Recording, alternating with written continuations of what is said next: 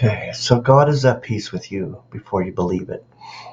That's a feature video for today. Our brother Janssen, he does a few videos, and they're very sound scripturally. He does not come across like his own ideas. He brings it forth through the scriptures, and it's beautiful because it's not chasing you around some human ideas or anything like that, or human philosophy. It's actually telling you straightforward what it is. God is at peace with you before you believe it. And that's the feature video for today from Janssen. And I'm going to post his YouTube channel as well. He doesn't do a lot of videos, but I'll tell you, the ones he does do, they're powerful, they're scripturally sound, and they're awesome. So please check it out for the feature video today. Thank you for joining me on this Sunday. And I did find a beautiful little article I'm going to start this week. I think it'll be beneficial and edifying, realizing that Christ has universal dignities far above any other creature, because he is the first creature. He is the firstborn. So we're going to get into that today. And it's actually from a series that in all he may be first, the universal dignities of Christ. So happy you joined me on this Sunday, and we'll get started. Okay, the supremacy of God's Son depends on the universality or totality of his many dignities. How extraordinary is the emphasis laid on this vital fact in Colossians 1:16 through 20. Within the compass of 5 verses, we read no less than 8 times that the given glory is all-inclusive. He is the firstborn of every creature.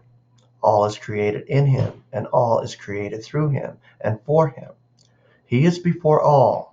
All has its cohesion in him. In all, he is becoming first. The entire complement dwells in him. He reconciles all through the blood of his cross. And on 2 occasions this is amplified and defined as all that is in the heavens and on the earth. It is said to include both visible and invisible. That's powerful right there, the invisible, the visible and invisible.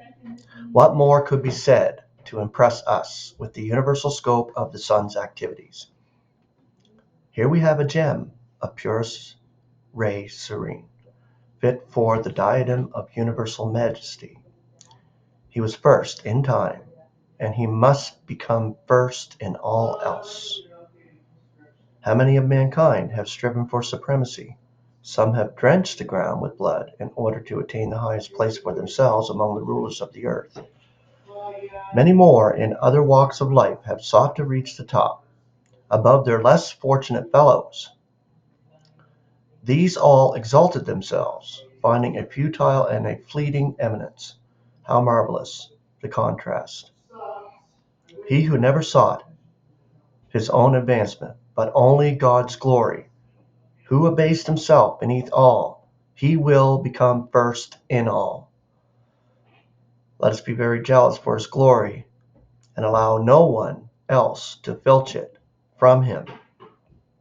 Let's be very zealous for his supremacy and accord it to no other name but his.